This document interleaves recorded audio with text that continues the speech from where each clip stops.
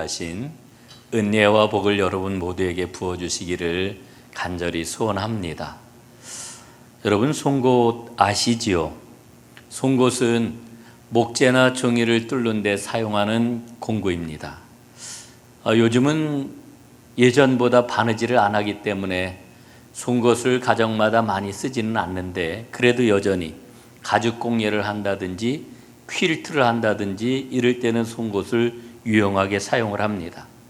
여러분, 그 송곳을 한번 떠올려 보십시오. 송곳 머리가 있고요, 송곳 대가 있고 송곳 끝이 있습니다. 여러분, 송곳이 송곳의 역할을 잘 감당하기 위해서는 송곳의 끝이 아주 예리하게 날카롭게 그 끝을 유지를 해야 합니다.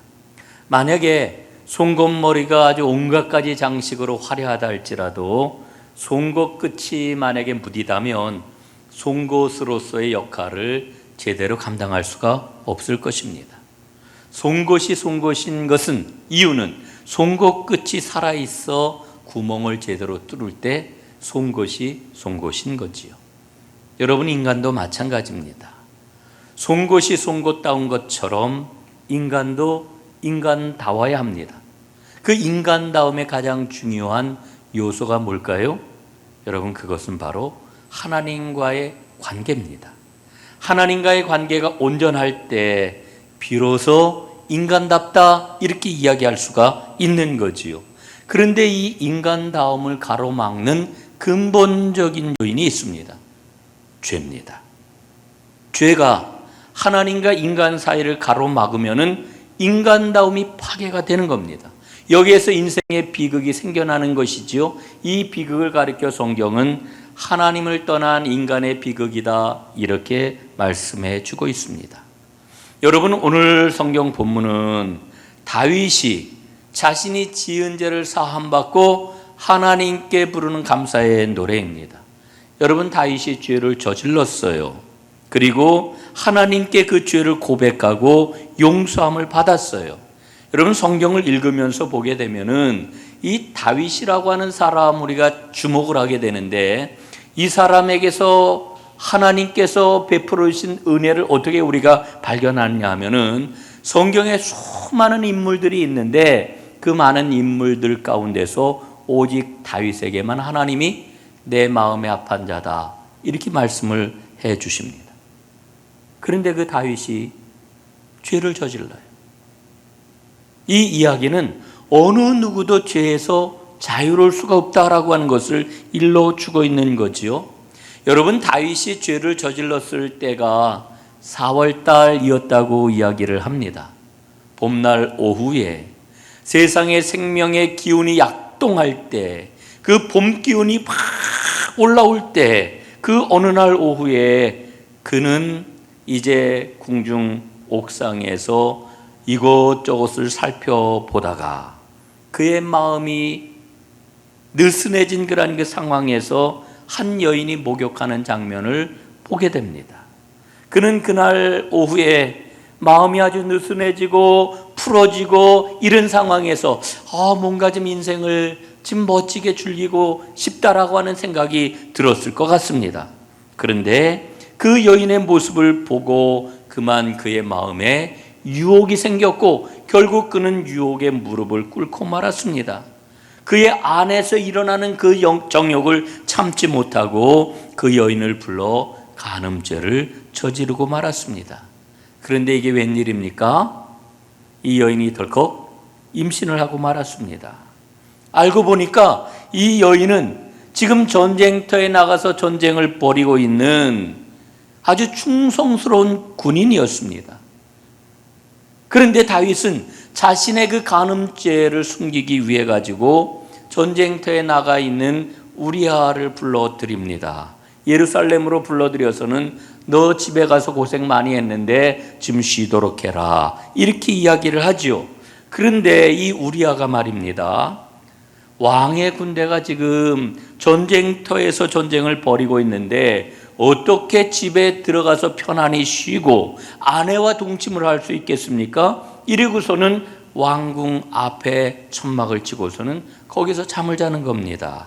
이렇게 이틀을 보내고 나서 다시 전쟁터로 돌아가게 되는데, 다윗 왕은 그 전쟁터로 돌아가는 우리아의 손에 왕의 명령, 밀봉이 된 왕의 명령서를 그의 손에 들려서 요압 장군에게 전해주라고 이렇게 이야기를 하죠.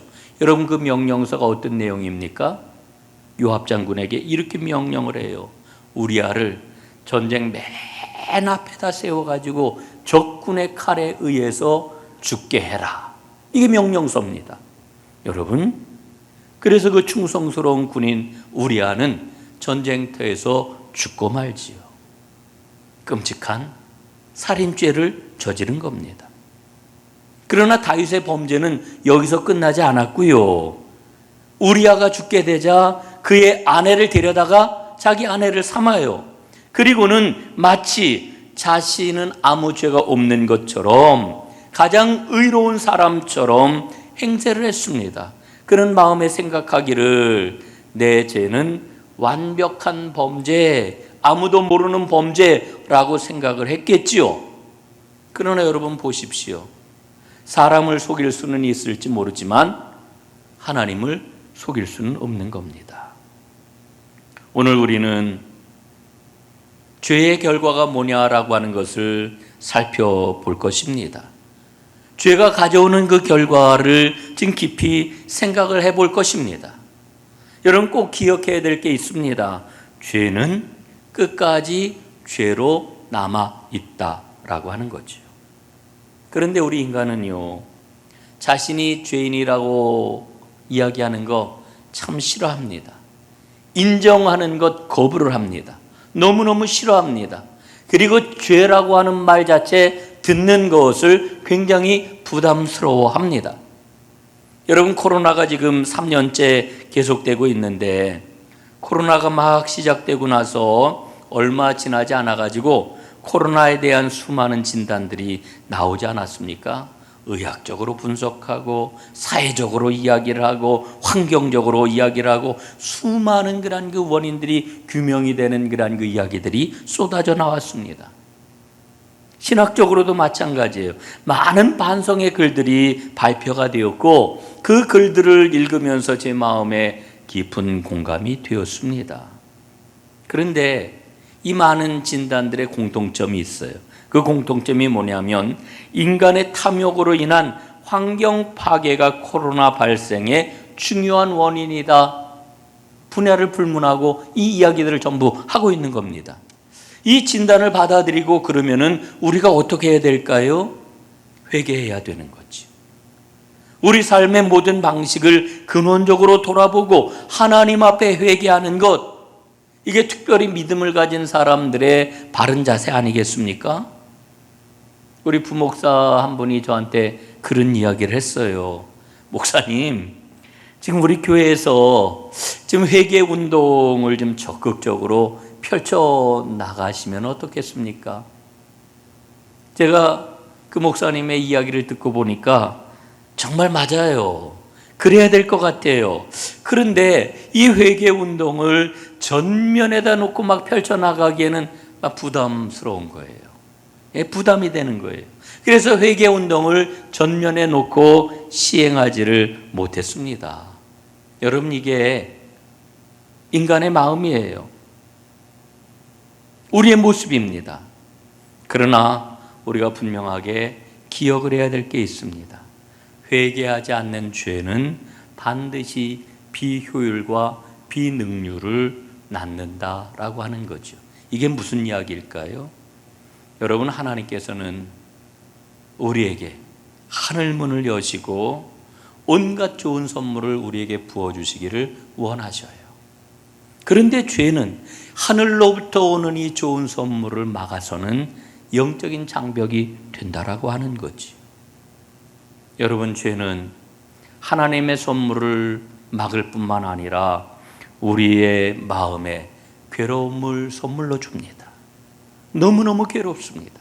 그래서 오늘 말씀을 보면은 다윗이 이렇게 자신의 괴로움을 토로하고 있지 않습니까? 3절 4절입니다.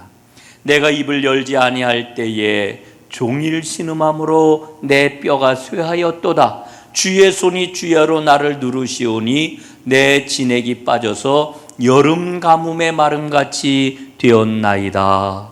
노래를 하여. 여러분, 영혼 깊은 곳에서 이런 신음을 해보셨는지? 내 영혼이 너무너무 무겁게 짓눌리는 이런 경험을 해보셨는지요?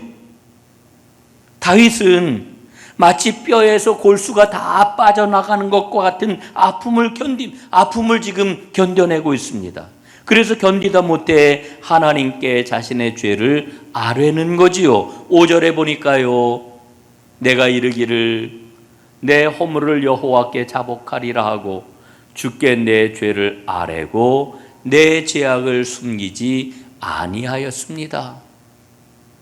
결국은 자신의 죄를 주님 앞에 다 쏟아놓고 고백을 했다는 거예요. 그랬더니 곧 주께서 내 죄악을 사하셨나이다. 이렇게 고백을 하고 있습니다. 여러분, 하나님과의 관계가 어그러지게 되면은 인간의 영혼은 깊이 병이 들게 되는 거지요. 우리는 흔히 질병은 육신의 문제라고만 생각을 하는 경향이 있어요. 그러나 진정한 병은 영혼의 질병입니다. 영혼의 문제입니다. 여러분, 그래서 20세기의 유명한 실존주의 신학자, 실존주의 철학자 키엘케고르는 뭐라고 이야기를 해요? 불안은 죽음에 이르는 병이다, 이렇게 이야기했잖아요. 여러분, 오늘 본문 말씀에 보면은 다윗은 죄악에 눌려가지고 그 불안함으로 뼈가 녹아내리고 마음이 너무너무 짓눌리는 극심한 고통 가운데 있다라고 하는 것을 고백하고 있잖아요. 여러분, 이런 고통은 죄에서 자유롭지 못한 세상 모든 인간의 실존입니다. 실존이에요. 이거를 느끼는 사람이 있고 너무너무 죄의 덮개가 깊이 쌓여가지고 느끼지 못하는 사람이 있을 뿐입니다. 오늘 다윗은 죄의 고백을 통해 하나님께 나아가고 있는 것을 봅니다. 6절에 보니까요, 모든 경건한 자는 주를 만날 기회를 얻어서 주께 기도할지라, 이렇게 지금 간구하고 있어요. 모든 경건한 자는 주를 만날 기회를 얻어서, 주를 만날 기회라고 하는 게 무엇입니까? 바로 죄를 고백하는 거지요. 여러분, 죄를 짓는 것도 문제이지만 자신이 지은 죄가 무엇인지를 잊고 혹은 외면하고 나는 죄하고는 상관이 없다 이러며 살아가는 것이 더 큰 문제라고 하는 것입니다. 여러분, 오늘 다윗은 자신의 영혼이 짓눌리는 괴로움을 통해 가지고 자신의 죄를 보고 있습니다. 그리고 그 죄의 괴로움과 정면으로 맞서고 있습니다. 여러분, 이 죄와 정면으로 맞서는 게 뭐겠어요? 그건 바로 하나님 앞에 나의 죄를 고백하는 겁니다. 고백하는 것. 여러분, 다윗이 그 죄의 괴로움과 정면으로 맞섰던 것처럼 우리도 그래야 됩니다. 그래서 하나님 앞에 나의 죄를 고백하고 우리 주님이 주시는 사하심의 은혜를 맛보아야 되는 거지요. 오늘 다윗은 이런 노래를 부릅니다. 1절입니다. 허물의 사함을 받고 자신의 죄가 가려진 자는 복이 있도다. 저는 오늘 이 말씀을 읽으면서 이 노래가 나의 노래가 되기를 원합니다. 이렇게 기도했어요. 사랑하는 여러분, 오늘 이 말씀이 여러분의 노래가 될 수 있기를 간절히 바랍니다. 우리 하나님은 능력이 많으신 분이십니다. 우리는 하나님께 늘 이렇게 기도를 해요. 하나님, 이 문제도 풀어주세요. 저 문제도 잘 되게 해주세요. 그래서 하나님 앞에 풍성한 삶을 살게 해주세요. 하나님은 능력이 많으시기 때문에 우리의 모든 문제를 풀어주실 수 있습니다. 그러나 만약에 우리 하나님이 우리가 안고 있는 우리 죄의 문제를 해결해 주실 수 있는 능력이 없다라고 하면 이게 무슨 능력의 하나님이시겠습니까? 여러분, 하나님은 우리의 죄를 용서해 주실 수 있는 능력이 있는 분입니다. 그래서 우리로 하여금 생명과 기쁨과 자유를 누리도록 복을 내리시는 이와 같은 분이십니다.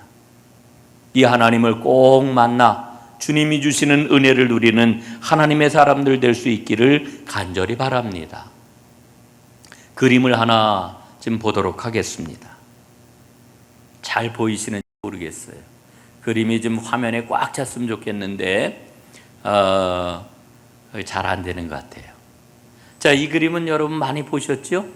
렘브란트라고 하는 사람이 그린 돌아온 탕자라고 하는 아주 걸작이지요. 누가복음 15장에 나오는 돌아온 탕자 이야기를 그림으로 그린 겁니다. 자, 지금 아버지 품에 안긴 탕자의 모습을 한번 보세요. 그의 옷이 얼마나 남루합니까? 그의 신발은 지금 다 떨어져 가지고 속이 훤히 보이고 한쪽 발은 신발마저 벗겨져 버리고 말았습니다. 그 아들이 지금 아버지의 품에 안겨 있는 거지요. 아버지의 표정은 말할 수 없는 연민과 긍휼의 그런 그 모습을 하고 아들을 지금 꼭 안아주고 있습니다. 여러분, 그 화면에는 잘 보이지 않을 것 같은데 주변에 서 있는 사람들의 표정은 냉랭하기 짝이 없습니다. 그 냉랭한 사람들의 표정과 아버지의 표정은 정말 대비가 되고 있는 것을 볼 수 있습니다. 자, 그런데 말이에요. 여러분, 이 그림을 자세하게 보게 되면은 아버지가 지금 아들의 어깨에 두 손을 얹고 아들을 안아주고 있는데 여러분, 그 두 손이 달라요. 오른손과 왼손의 모양이 달라요.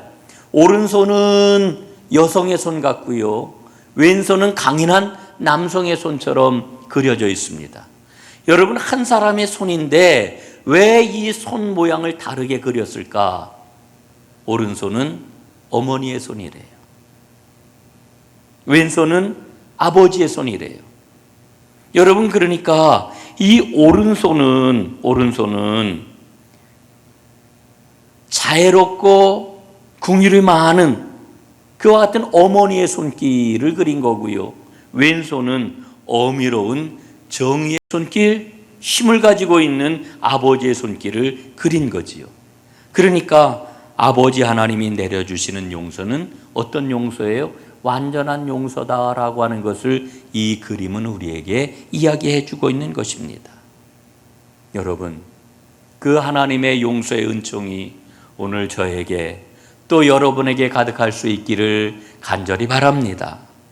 우리는 깊이 생각을 해보면은 주님 앞에 고백해야 할 죄의 목록들이 있습니다. 그걸 하나님 앞에 다 아뢰고 우리는 죄로부터 자유함을 얻어야 됩니다. 그럴 때 우리는 하나님의 능력, 하나님의 힘을 소유하고 살아갈 수가 있게 되는 거지요. 오늘 저는 여러분들과 함께 특별한 좀 제안을 드리려고 합니다. 그게 뭐냐 하면은 우리는 모두 다 한국교회 구성원들이잖아요. 한국교회의 성도들이잖아요. 지금 한국교회가요, 주님이 기대하시는 바대로 소금이 되지 못하고 빛이 되지 못하는 그러한 그 모습을 갖고 있는데 이 한국교회의 죄책들을 함께 고백할 수 있기를 간절히 제가 바라는 것입니다. 제가 오늘 이렇게 말씀을 드리면은 여러분들 가운데서는 좀 뜬금없어 하시는 분도 있을 것 같아요. 아이, 그거야 목사님이 하실 일이지 왜 우리에게 그런 일까지 맡기십니까? 뭐 이런 그 생각을 하실 수도 있는데, 여러분, 사실은 우리가 지금까지 이 한국교회에 대해서 논평하는 자리에 서 있었는지 모르겠습니다. 아유, 어느 교회는 문제가 있어, 예? 아무개 목사는 문제가 있어, 아무개는 어쩌면 그렇게 많은 그러한 그 죄를 가지고 있을까? 뭐 이러면서 한국교회에 산발자국 떨어져 가지고 논평하는 자리에 서 있었는지 모르겠습니다. 여러분, 그런 자리에서 한 걸음 앞으로 나아가서 우리 한국교회가 회개해야 할 죄의 목록들을 어떤 걸 가지고 있을까? 한번 구체적으로 살펴봤으면 좋겠다라고 하는 것입니다. 여러분, 우리 한국교회는 어떤 죄를 하나님 앞에 회개해야 될까요? 여기에 대한 기준이 될 만한 내용을 여러분들에게 좀 말씀을 드리려고 합니다. 작년 11월 달, 그러니까 4달 전이에요. 한국 복음주의 신학회 정기 논문 발표회가 있었는데요. 여기에서 성결교회 한기채 목사님이 한국 교회가 회개해야 할 7가지 죄의 목록을 발표를 했습니다. 저는 그 죄의 목록들을 살펴보면서 나 자신이 이 문제를 끌어안고 씨름을 해야 되는구나. 또 한국 교회가 영적으로 자신을 깊이 돌아봐야 하는 기회를 가져야 되겠구나, 이런 생각을 가졌습니다. 한번 여러분들 이제 말씀을 드릴 테니까 잘 마음에 새겨 보시기를 바랍니다. 7가지 죄의 목록. 첫째, 영적 남용의 죄입니다. 이것은 주로 목회자의 죄, 지도자의 죄에 해당이 된다고 이야기할 수 있죠. 이 남용이라고 하는 말은 일정한 기준이나 한도를 넘어서 함부로 쓰는 것을 말합니다. 혹은 권리나 권한 따위를 본래의 목적이나 범위를 벗어나 함부로 행사하는 것, 이게 남용입니다. 그러니까 권위를 남용하고 힘을 남용한 죄입니다. 두 번째 죄는 공의 사유화입니다. 공. 우리가 공공할 때의 그 공입니다. 여러분, 우리가 그 10계명을 잘 알고 있는데 8계명이 뭐지요? 도둑질하지 말라 하는 계명이 8계명이지요. 그런데 이 8계명의 그러한 그 바탕이 되는 그 정신이 있습니다. 그게 뭐냐면은 이 10계명을 하나님께서 광야 생활을 하고 있는 이스라엘 백성들에게 주신 건데, 여러분 광야 시대를 한번 생각을 해 보십시오. 광야길을 걸으면서 이스라엘 백성들 사유재산을 형성할 수 있었을까요? 사유재산이라고 하는 것을 형성할 수가 없었어요. 그러니까 이 도둑질하지 말라라고 하는 말의 의미는 공동의 것을 사유화하지 말라고 하는 그와 같은 명령이었다라고 하는 거죠. 여러분, 인류가 처음으로 지었던 최초의 죄가 무엇입니까? 선악과를 따먹는 것이었어요. 선악과. 이 선악과가 뭐냐? 선악과가 공이에요. 그런데 선악과를 따서 먹음으로 선악과를 사유했단 말이에요. 공을 사유한 죄. 세 번째 죄는 신앙생활을 사사화한 죄입니다. 굉장히 좀 말이 어렵죠? 사사화. 여러분 잘 들어보십시오. 신앙생활을 하는 궁극적인 목적이 어디에 있습니까? 하나님 나라를 이루는 겁니다. 이게 우리 신앙생활의 꼬린점이에요. 하나님 나라를 이루기 위해서 우리가 신앙생활을 하는 거예요. 그런데 여러분, 요즘 신앙생활 하는 걸 보면은요, 하나님 나라를 이루는 것은 온데간데 없이 다 사라지고 신앙은 철저하게 개인의 일이 되고 말았습니다. 하나님, 나 너무 힘들어요. 하나님, 너무나 문제가 많아요. 하나님, 이 어려움을 어떻게 해결해야 돼요? 물론 하나님께서는 그 모든 문제를 해결해 주셔요. 그러나 그 문제를 해결해 주시면서 우리로 하여금 하나님 나라 백성으로 우리를 세워주시는 거예요. 그런데 한국교회는 철저하게 하나님 나라를 망각하고 사사화된 그런 그 신앙만을 붙잡고 지금 살아가고 있는 거죠. 여러분, 중직자가 왜 신앙생활하는 게 힘들까요? 목사라든지 장로님이라든지 힘든 이유가 어디에 있을까요? 힘든 이유가 있어요. 대개의 사람들은 아무리 하나님 나라를 이야기한다 할지라도 신앙생활의 중심축은 철저하게 개인 문제에 집중이 될 수밖에 없어요. 나 아픈 거, 나 어려운 거, 내 자녀, 내 가정, 철저하게 개인적인 문제에 자꾸만 집중이 돼요. 그런데 중직자는 목사라든지 장로님이라든지 처음부터 끝까지 하나님 나라를 추구해야 되기 때문에 어렵고 힘든 거예요. 그래서 중직자가 어려운 거지 딴 것 때문에 어려운 게 아니에요. 그 다음 네 번째 죄는 친목과다입니다. 주님을 중심으로 사귀는 게 아니라 사람들끼리 사귀는 일에 열심이라고 하는 거죠. 주님은 문 밖에 세워두고 우리끼리 주님을 외면하고 즐거우면 된다. 다섯 번째는 공로자 신드롬입니다. 은혜를 공로로 바꾸어 버렸고요. 감사를 권리로 바꾸어 버렸고요. 직분을 지위로 다 착각을 했고요. 동역자를 경쟁자로 만들었습니다. 사역을 사업으로 변질시켜 버린 죄, 공로자 신드롬. 여섯 번째는 송사 신드롬입니다. 재판이지. 여러분, 우리가 우리 교회를 주변으로 해서는 건 잘 못 보는데 연회라든지 총회라든지 다른 교단이라든지 혹은 개교에 문제가 있는 것을 보게 되면은 재판으로 날이 지새고 있어요. 여러분, 교회의 가장 큰 특징이 무엇입니까? 사랑이거든요. 그런데 이 송사를 한다라고 하는 것은 교회 안에서 사랑을 저버리고 세상 논리를 따라가는 거예요. 그리고 마지막 일곱 번째는 무례한 기독교라고 하는 죄. 여러분, 생각을 해보세요. 우리 복음은 배타성을 갖고 있습니다. 예수 그리스도가 아니면, 십자가의 그 보혈이 아니면 어느 누구도 구원받을 수 없어요. 이 우리 복음이 갖고 있는 배타성이죠. 그러나 복음이 배타적인 속성을 갖고 있다고 해서 함께 살아가고 있는 세상을 향하여 혹은 함께 살아가고 있는 사람들을 향하여, 다른 사람들을 향하여 무례해도 된다? 아니에요. 그런데 한국 교회는 지금까지 복음의 배타성이라고 하는 것 때문에 세상을 향하여, 다른 사람들을 향하여, 다른 종교를 향하여 너무너무 무례하게 행해왔다라고 하는 거죠. 여러분, 제가 이 일곱 가지 죄의 목록을 말씀드린 이유는 이게 바탕이 되어가지고 우리가 한국교회의 죄를 위하여 어떤 것을 우리가 하나님 앞에 기도해야 될까, 회개해야 될까, 그 내용을 좀 더 찾아보자라고 하는 것입니다.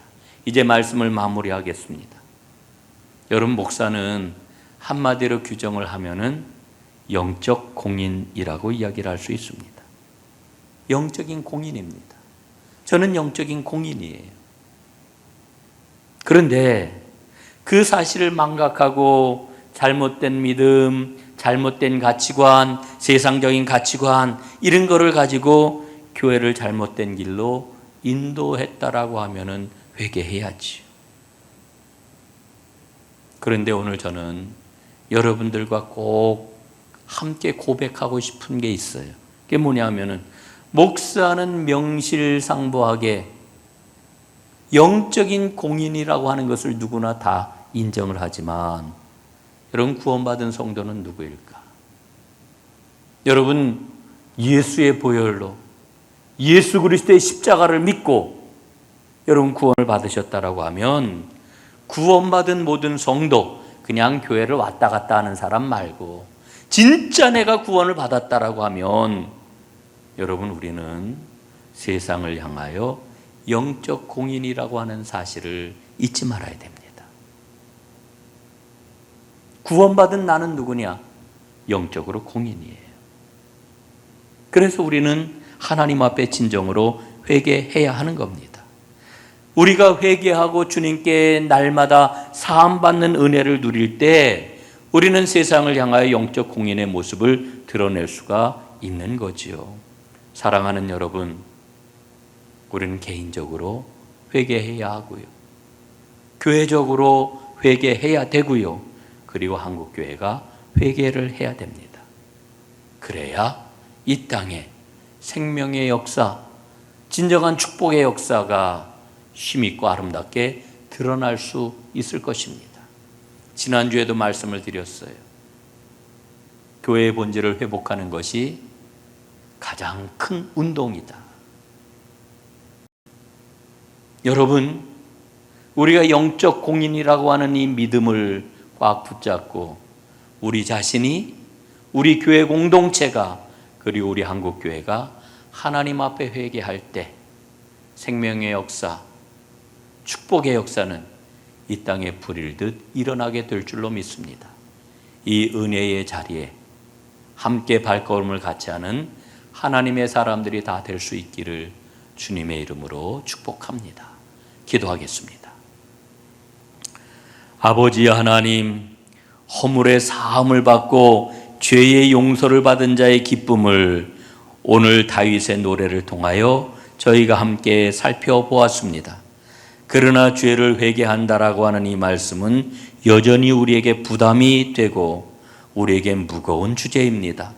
긍휼히 여겨 주옵시고 우리의 영적인 눈을 뜨게 하셔서 하나님 앞에 우리 자신이, 하나님 앞에 우리 교회 공동체가, 하나님 앞에 우리 한국교회가 회개하여 새로워지고 하나님 허락하시는 그 평화와 그 자유와 기쁨과 하나님의 생명과 복을 충만하게 누리는 은혜가 꼭 임하게 하여 주옵소서. 예수님 이름으로 기도드리옵나이다. 아멘.